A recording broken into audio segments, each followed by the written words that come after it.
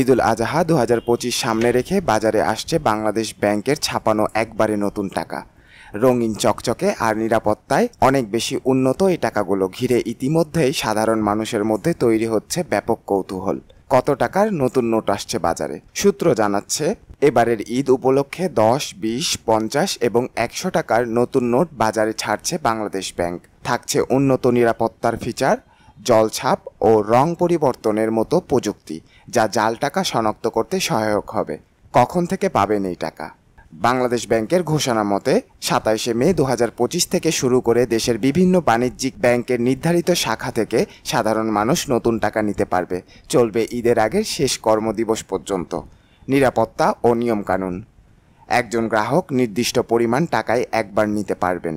পাশাপাশি টাকা বদল করতে গেলে অবশ্যই জাতীয় পরিচয়পত্র সঙ্গে রাখতে হবে বলে জানানো হয়েছে। কালোবাজারি বা জাল নোট নিয়ে যাতে কোনো বিভ্রান্তি না ছড়ায় সেদিকেও সতর্ক নজর কাটছে আইন শৃঙ্খলা বাহিনী। কেন এই নতুন টাকা বিতরণ?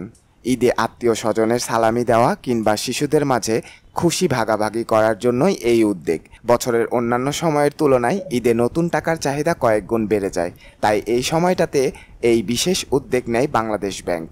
নতুন টাকার ঝকঝকে সৌন্দর্য ঈদের আনন্দকে আরও একটু বাড়িয়ে দিবে নিঃসন্দেহে। তবে টাকা নিতে গিয়ে যেন বিশৃঙ্খলা না হয় সেদিকে সবাইকে সচেতন থাকতে অনুরোধ করেছেন প্রশাসন। আপনারা দেখছিলেন জিবিসি বাংলার সত্য ও ন্যায়ের কথা।